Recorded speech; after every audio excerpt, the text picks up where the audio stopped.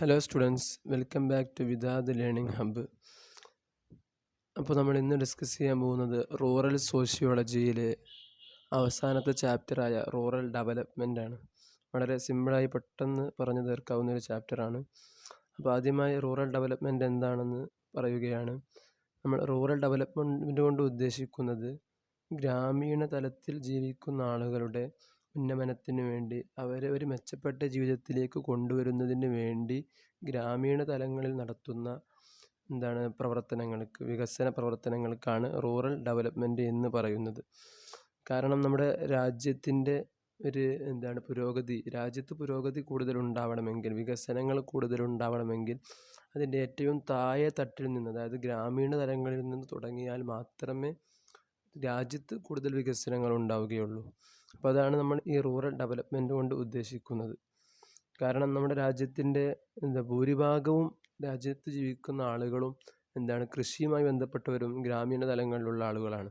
അതുകൊണ്ട് തന്നെ ഗ്രാമീണ തലങ്ങളിലുള്ള ദാരിദ്ര്യ നിർമ്മാർജ്ജനവും അവരെ ഉന്നമനത്തിലേക്ക് കൊണ്ടുവരുന്നതിലൂടെയും മാത്രമാണ് രാജ്യത്ത് കൂടുതൽ വികസനങ്ങൾക്ക് സാധിക്കുക. അപ്പോൾ അതാണ് അതിൻ്റെ ഇൻട്രൊഡക്ഷനിൽ പറയുന്നത്. ഇനി അടുത്തതായി നമ്മൾ പറയാൻ പോകുന്നത് rural development, A strategy four poverty alleviation in India. അതായത് ഈ ഗ്രാമീണ തലങ്ങളിലുള്ള ഡെവലപ്മെൻറ്റ്, വികസനമാണ് ഇന്ത്യ മഹാരാജ്യത്തുള്ള ദാരിദ്ര്യ നിർമ്മാർജ്ജനത്തിനുള്ള മാർഗമെന്ന് പറയുന്നത്. കാരണം രാജ്യത്തിലെ 65% ആളുകളും ജീവിക്കുന്നത് ഇത്തരത്തിലുള്ള ഗ്രാമീണ പ്രദേശങ്ങളിലാണ്. അതുകൊണ്ട് തന്നെ ഇന്ത്യയിലെ നിലവിലുള്ള വികസിത പ്രവർത്തനങ്ങൾ അധികവും ഇത്തരത്തിൽ വേജ് എംപ്ലോയ്മെൻറ്റ് പ്രോഗ്രാം അല്ലെങ്കിൽ സെൽഫ് എംപ്ലോയ്മെൻറ്റ് പ്രോഗ്രാം തുടങ്ങി ഗ്രാമീണ പ്രദേശങ്ങളിലുള്ള ആളുകൾക്ക് വേണ്ടിയിട്ടുള്ളതാണ്.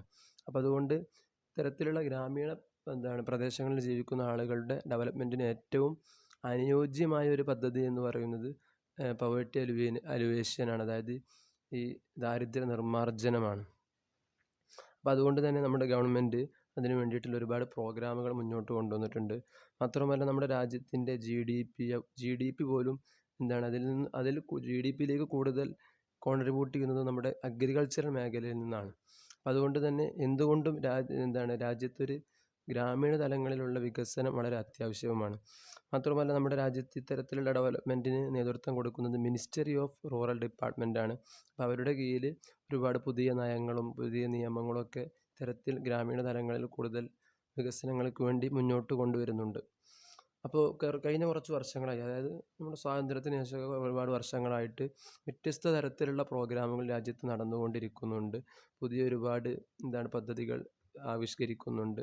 അതിലധികവും ഇത്തരത്തിൽ കമ്മ്യൂണിറ്റി ഇൻവോൾവ്മെൻറ്റ്, അതായത് റൂറൽ ഡെവലപ്മെൻറ്റ് എന്ന് പറയുമ്പോൾ അതിൽ പ്രധാനമായും കേന്ദ്രീകരിക്കുന്നത് ആ കമ്മ്യൂണിറ്റിയിലുള്ള ആളുകളുടെ ഇൻവോൾവ്മെൻറ്റ് വേണം. കാരണം റൂറൽ ഡെവലപ്മെൻറ്റ് അത് കൂടുതൽ വിജയം കണ്ടെത്തണമെങ്കിൽ അതിൽ അവിടുത്തെ ആളുകളുടെ പാർട്ടിസിപ്പേഷൻ കൊണ്ട് മാത്രമേ സാധിക്കുകയുള്ളൂ എന്ന് ഇതിൽ വളരെ പ്രധാനപ്പെട്ടൊരു പോയിൻ്റാണ്. ഇനി റൂറൽ ഡെവലപ്മെൻറ്റ് കൊണ്ടുള്ള ലക്ഷ്യങ്ങൾ എന്താണ്, ഒബ്ജക്റ്റീവ്സ് എന്താണെന്ന് ചോദിച്ചാൽ, ഈ പ്രദേശത്ത് ജീവിക്കുന്ന ആളുകൾക്ക് കൂടുതൽ നല്ല റിസോഴ്സുകൾ നൽകുക, അവർക്ക് പ്രൊഡക്റ്റീവായ ക്യാപിറ്റൽ കൊടുക്കുക, അവരുടെ ഒരു ജീവിതം സ്റ്റാൻഡേർഡൈസ് ചെയ്യുക എന്നുള്ളതാണ് അതിൻ്റെ ലക്ഷ്യം. മാത്രമല്ല അവിടെയുള്ള ദാരിദ്ര്യ നിർമ്മാർജ്ജനവും തൊഴിലില്ലായ്മ അവസാനിപ്പിക്കലും ഇത്തരത്തിലുള്ള ലക്ഷ്യങ്ങളൊക്കെയാണ് ഇതിനുള്ളത്. ഒന്നുകൂടി കൃത്യമായി പറഞ്ഞാൽ അവർക്ക് വരുമാന മാർഗം നൽകുക, അല്ലെങ്കിൽ പുതിയ തൊഴിലവസരങ്ങൾ നൽകുക, അതുപോലെ അവർക്ക് നല്ല എഡ്യൂക്കേഷൻ, നല്ല ഹെൽത്ത് കെയർ കാര്യങ്ങളൊക്കെ നൽകുക എന്നുള്ളതാണ് ഇതുകൊണ്ടുള്ള ഉദ്ദേശം. ഇനി role and functions of the government. അപ്പോൾ ഇത്തരത്തിലുള്ള ഡെവലപ്മെൻറ്റുകൾക്ക് വേണ്ടി ഗവൺമെൻറ്റിൻ്റെ ഭാഗത്ത് നിന്ന് എന്ത് ചെയ്യുന്നു, ഗവൺമെൻറ്റിൻ്റെ ഫങ്ഷൻസ് എന്തൊക്കെയാണെന്നാണ് പറയുന്നത്.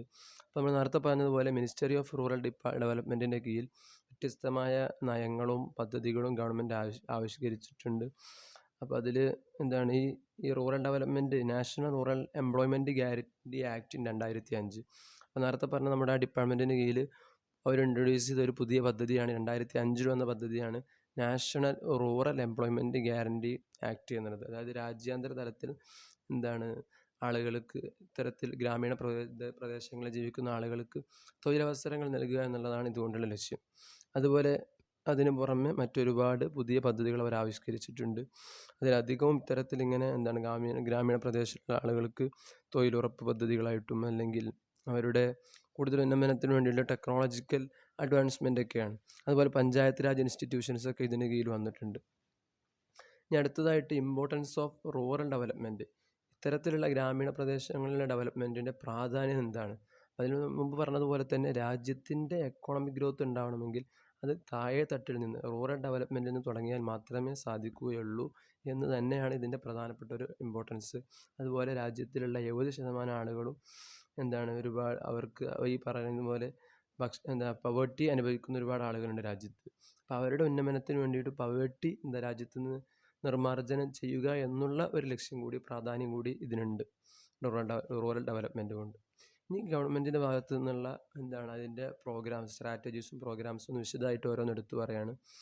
അപ്പോൾ ഇതിൽ ആദ്യമായിട്ട് ഇൻ്റഗ്രേറ്റഡ് റൂറൽ ഡെവലപ്മെൻറ്റ് പ്രോഗ്രാം ഗവൺമെൻറ്റിൻ്റെ പദ്ധതിയാണ്. അപ്പോൾ അതുകൊണ്ട് ഉദ്ദേശിക്കുന്നത് ഈ ആളുകൾക്ക് ബാങ്ക് ലോൺ കൊടുക്കുക, അല്ലെങ്കിൽ അവർക്ക് സബ്സിഡി കൊടുത്തുകൊണ്ട് അവരെ സാമ്പത്തികമായി അവർക്ക് വേണ്ട ഒരു സപ്പോർട്ട് കൊടുക്കുക എന്നുള്ളതാണ്. അതുപോലെ വേജ് എംപ്ലോയ്മെൻറ്റ് പ്രോഗ്രാം, ആളുകൾക്ക് കൃത്യമായി തൊഴിൽ അവസരങ്ങൾ നൽകുന്ന, അവർക്കൊരു സാലറി ഒക്കെ കൊടുത്ത് അവർക്ക് കൃത്യമായൊരു തൊഴിൽ കൊടുക്കുന്ന ഒരു പദ്ധതികൾ, അല്ലെങ്കിൽ അതിനു വേണ്ടിയുള്ള ട്രെയിനിങ് അവർക്കതിനെ പ്രാപ്തരാക്കുന്ന രീതിയിലുള്ള സപ്പോർട്ടൊക്കെ അവർക്ക് കൊടുക്കുക. അതുപോലെ തന്നെ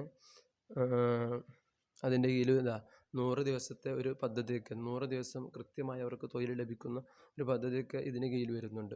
അതുപോലെ എംപ്ലോയ്മെൻറ്റ് അഷുറൻസ് പ്രോഗ്രാം, അത് ഇത്തരത്തിൽ തൊഴിലവസരങ്ങൾ നൽകുന്നതാണ്. പിന്നെ ഫുഡ് വർക്ക് പ്രോഗ്രാംസ്, അതായത് ആളുകൾക്ക്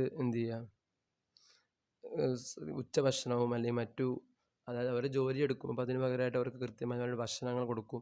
അപ്പോൾ അത്തരത്തിലുള്ള പദ്ധതികൾ. റൂറൽ ഹൗസിങ്, അതായത് ഒരുപാട് ആളുകൾക്ക് വീട് വെച്ച് കൊടുക്കുന്ന പദ്ധതി ഇതിന് കീഴിൽ വന്നിട്ടുണ്ട്. സോഷ്യൽ സെക്യൂരിറ്റി പ്രോഗ്രാം, ഈ പ്രോഗ്രാമിന് കീഴിൽ വ്യത്യസ്തമായ സഹായങ്ങൾ ആളുകൾക്ക് വേണ്ടി സൊസൈറ്റി സാമൂഹിക തലത്തിൽ നൽകിക്കൊണ്ടിരിക്കുന്നുണ്ട്. അപ്പോൾ ഇത് സ്റ്റേറ്റ് തലത്തിലും നാഷണൽ തലത്തിലും ഇതിൻ്റെ പ്രവർത്തനങ്ങൾ നടന്നുകൊണ്ടിരിക്കുന്നുണ്ട്. മന്ത്ലി ആയിട്ടും മറ്റൊക്കെ ആയിട്ട് വ്യത്യസ്തമായ രീതിയിലുള്ള പെൻഷൻ പോലെ അല്ലെങ്കിൽ മറ്റു അലവൻസ് ഒക്കെ നൽകിക്കൊണ്ടിരിക്കുന്നുണ്ട് ഈ പദ്ധതിക്ക് കീഴിൽ. ലാൻഡ് റിഫോംസ്, അതായത് ഈ ലാൻഡ് റിഫോംസിന് കീഴിൽ ആളുകൾക്ക് കൂടുതലായിട്ട് കൃഷി ചെയ്യാനും മറ്റൊക്കെയുള്ള അവരുടെ ലാൻഡുകൾ ഒരുക്കി കൊടുക്കുക, അല്ലെങ്കിൽ അവർ കച്ചവടം നടത്തുമ്പോൾ അതിനിടയിൽ വരുന്ന ഒരുപാട് ഇൻ്റർമീഡിയറീസ് കാര്യങ്ങളുണ്ടാവും. അപ്പോൾ അതൊക്കെ ഒഴിവാക്കി കൊടുക്കുക, അല്ലെങ്കിൽ ജമീന്ദാരി സിസ്റ്റം എടുത്ത് ഒഴിവാക്കുക. അതുപോലെ അതുമായി ബന്ധപ്പെട്ട് വരുന്ന പ്രയാസങ്ങളൊക്കെ ഒഴിവാക്കി കൊടുത്തുകൊണ്ട് കൂടുതൽ ആളുകൾക്ക് ഭൂപരിഷ്കരണ നയങ്ങൾ ഇതിൻ്റെ കീഴിൽ വന്നിട്ടുണ്ട്. ഇനി അടുത്തത് റൂറൽ ഡെവലപ്മെൻറ്റിന് വേണ്ടി സയൻസ് ആൻഡ് ടെക്നോളജി. ഇപ്പോൾ ഈ പ്രത്യേകിച്ച് ഈ കാലഘട്ടത്തിൽ ടെക്നോളജി വർദ്ധിച്ചുകൊണ്ടിരിക്കുന്ന ഈ കാലത്തിൽ സയൻസ് ആൻഡ് ടെക്നോളജിയിൽ നിന്ന് എന്ത് കോൺട്രിബ്യൂഷൻസ് ആണുള്ളത്? അപ്പോൾ നമ്മൾ പറഞ്ഞതുപോലെ തന്നെ ഈ സയൻസ് ആൻഡ് ടെക്നോളജിയുമായി ബന്ധപ്പെട്ട ഡെവലപ്മെൻറ്റ് നടത്തുന്നത് ministry of science and technology എന്ന ഡിപ്പാർട്ട്മെൻറ്റാണ്. അപ്പോൾ അതിന് കീഴിൽ ആദ്യമായിട്ട് ഈ സാധാരണ ജനങ്ങളിലേക്ക് ഇതിൻ്റെ ബേസിക്സ് ആയ ടെക്നോളജീസ് എത്തിക്കാൻ വേണ്ടിയുള്ള കാര്യങ്ങൾ അവർ ചെയ്തുകൊണ്ടിരിക്കുന്നുണ്ട്. അതുപോലെ തന്നെ നമ്മൾ മനസ്സിലാക്കേണ്ട കാര്യം, ഈ ടെക്നോളജികൾ എത്ര കണ്ട് വർദ്ധിച്ചു കഴിഞ്ഞാലും അത് ഈ ഗ്രാമീണ തലങ്ങളിൽ അത് പൂർണ്ണമായിട്ടും ഒരു സ്വാധീനം ചെലുത്താൻ സാധിക്കുന്നില്ല. അതിനൊരു ചെറിയ ഇമ്പാക്റ്റ് ഉള്ളൂ ഗ്രാമീണ തലത്തിലൊക്കെ ഉള്ളത്. അപ്പം ഇനി സയൻസ് ആൻഡ് ടെക്നോളജി കേന്ദ്രീകരിച്ച് ഗ്രാമീണ തലങ്ങളിൽ ഗവൺമെൻറ് കൊണ്ടുവരുന്ന പദ്ധതികളാണ് പറയുന്നത്. അപ്പം അതിൽ scheduled S&T application for rural development ഉണ്ട്. അതുപോലെ S&T വുമൺ ഉണ്ട്, S&T application for weaker sessions. അതായത് ഈ പദ്ധതികൾക്കൊക്കെ കീഴിൽ ഈ ഗ്രാമീണ തലങ്ങളിലുള്ള ആളുകൾക്ക് കൂടുതൽ ജോലികൾ നൽകുക, അല്ലെങ്കിൽ അവർക്ക് വേണ്ട കൂടുതൽ സഹായങ്ങൾ, എക്കണോമിക്കലായി ബുദ്ധിമുട്ടുന്ന ആളുകൾക്ക് കൂടുതൽ സഹായങ്ങൾ കൊടുക്കുന്നുണ്ട്. അതുപോലെ തന്നെ ട്രൈബൽ സപ്ലൈൻ SCP, ഈ പദ്ധതികൾക്ക് കീഴിൽ ആളുകൾക്ക് ജോലിക്ക് ആവശ്യമായ ടെക്നോളജിക്കലായിട്ടുള്ള ഇമ്പ്രൂവ്മെൻറ്റും എഡ്യൂക്കേഷനൊക്കെ കൊടുക്കുന്നുണ്ട്.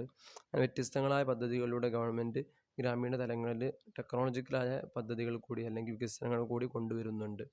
മറ്റൊരു പ്രധാനപ്പെട്ട പദ്ധതിയാണ് സ്വർണ്ണ ജയന്തി ഗ്രാം സ്വരോജ്ഗാർ യോജന. അതും ഇപ്രകാരം ഗ്രാമീണ തലങ്ങളിലുള്ള പവേർട്ടി അലിവിയേഷന് വേണ്ടിയിട്ടൊക്കെയുള്ള പദ്ധതിയാണ്. അപ്പോൾ ഈ പദ്ധതിക്ക് കീഴിൽ വെസ്റ്റ് ബംഗാളിലൊക്കെ ഒരുപാട് പ്രവർത്തനങ്ങൾ, പവേർട്ടി അലിവിയേഷന് വേണ്ടിയിട്ട് പ്രവർത്തനങ്ങൾ നടന്നിരുന്നു.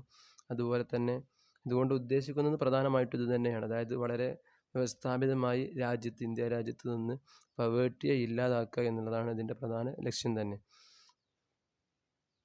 അതുപോലെ ഈ പദ്ധതിക്ക് കീഴിൽ ഇതുപോലെ വളരെ പ്രയാസപ്പെടുന്ന ആളുകൾക്ക് അല്ലെങ്കിൽ കുടുംബങ്ങൾക്ക് കൃത്യമായ ദീർഘകാല അടിസ്ഥാനത്തിലുള്ള ഇൻകം നൽകിക്കൊണ്ട് അവരുടെ ഉന്നമനത്തിന് വേണ്ടി ഈ പദ്ധതിക്ക് കീഴിൽ പ്രവർത്തിക്കുന്നുണ്ട്. അതുപോലെ മറ്റൊരുപാട് സഹായ സഹകരണങ്ങൾ ഇതിന് കീഴിൽ ആളുകൾക്ക് ഇൻഫ്രാസ്ട്രക്ചർ, അടിസ്ഥാന സൗകര്യങ്ങൾക്ക് വേണ്ടി, അതുപോലെ എംപ്ലോയ്മെൻറ്റിൻ്റെ ആവശ്യത്തിന് വേണ്ടി അങ്ങനെ വ്യത്യസ്തമായ പദ്ധതികൾ ഇതിന് കീഴിൽ നടക്കുന്നുണ്ട്. അടുത്ത ഒന്നാണ് Mahatma Gandhi national rural employment guarantee act. അതായത് ഇതുകൊണ്ട് ലക്ഷ്യീകരിക്കുന്നത് ആളുകൾക്ക് കൃത്യമായ തൊഴിലിനുള്ള അവകാശം കൊടുക്കുക എന്നുള്ളതാണ്. ഇത് UPA ഗവൺമെൻറ്റിൻ്റെ കാലത്ത് ഡോക്ടർ മൻമോഹൻ സിംഗിൻ്റെ കാലത്തുള്ള UPA ഗവൺമെൻറ്റാണ് ഈ നിയമം പാസ്സാക്കിയത് 2005. അപ്പോൾ അതുകൊണ്ടുള്ള ഉദ്ദേശ്യം ഇത് തന്നെയാണ്. ഓരോ മെമ്പറും ഓരോ രാജ്യത്ത് ജീവിക്കുന്ന അല്ലെങ്കിൽ റൂറൽ ഏരിയാസിൽ ജീവിക്കുന്ന ഓരോ ആളുകൾക്കും കൃത്യമായി അവർക്ക് വേണ്ട ജീവിതോപാധികൾ, കൃത്യമായ തൊഴിലുകൾ നൽകുക എന്നുള്ളത് തന്നെയാണ്. അപ്പോൾ 2005 കൊണ്ടുവന്ന ഈ നിയമം ഇതിൻ്റെ മുമ്പ് 1991 നരസിംഹറാവു സർക്കാരിൻ്റെ കാലത്ത് അവർ മുന്നോട്ട് വെച്ചൊരു പദ്ധതിയായിരുന്നു. പിന്നീട് ഇത് പരിഷ്കരിച്ചിട്ടാണ് 2005 മൻമോഹൻ സിംഗിൻ്റെ കാലത്ത് UPA സർക്കാർ കൊണ്ടുവന്നത്. അപ്പോൾ ഇതിന് കീഴിൽ ആളുകൾക്ക് 100 ദിവസം തുടർച്ചയായിട്ടുള്ള ജോലി ഉറപ്പുവരുത്തുകയും മറ്റു പദ്ധതികളൊക്കെ കൊണ്ടുവന്നു. 625 ജില്ലകളിലോളം ഇത് രാജ്യത്ത് വ്യത്യസ്തമായ ഭാഗങ്ങളിൽ ഇതിൻ്റെ പ്രവർത്തനങ്ങൾ നടന്നു. ഇനി അടുത്തത് പറയുന്നത് ഹിസ്റ്ററി, അതായത് ഇത്തരത്തിലുള്ള ഗ്രാമീണ തലങ്ങളിലുള്ള ഡെവലപ്മെൻറ്റിന് വേണ്ടി കൊണ്ടുവന്ന പദ്ധതികളുടെയൊക്കെ ഒരു ഹിസ്റ്ററി, തുടക്കം മുതലുള്ളതിൻ്റെ ഒരു കാര്യങ്ങൾ എങ്ങനെയാണെന്നാണ് അതിൽ പറയുന്നത്. അപ്പോൾ കാര്യമായിട്ടും ഇതിൽ പറയുന്നത് ഇങ്ങനെ 30 വർഷങ്ങൾക്ക് മുമ്പ് 1960കളിലൊക്കെയാണ് ഇത്തരത്തിലുള്ള പ്രവർത്തനങ്ങളിലേക്ക് നമ്മുടെ ഗവൺമെൻറ്റും മറ്റു ഡിപ്പാർട്ട്മെൻറ്റുകളൊക്കെ കടന്നു വരുന്നത്.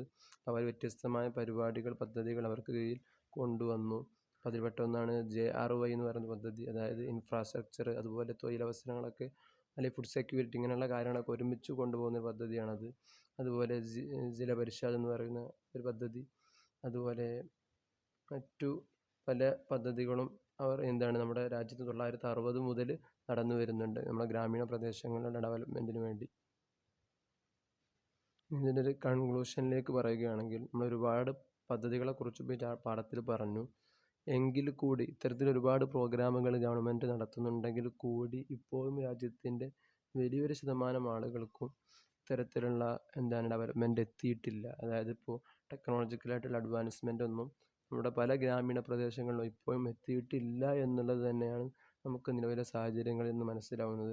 അതുപോലെ ഇൻഡസ്ട്രിയലായിട്ട് അല്ലെങ്കിൽ മെഷീനറീസ് ആയിട്ട് പുതിയ ഒരുപാട് ടെക്നോളജിക്കൽ അഡ്വാൻസ്മെൻറ്റുകൾ നമ്മുടെ ഈ രാജ്യത്ത് വന്നു.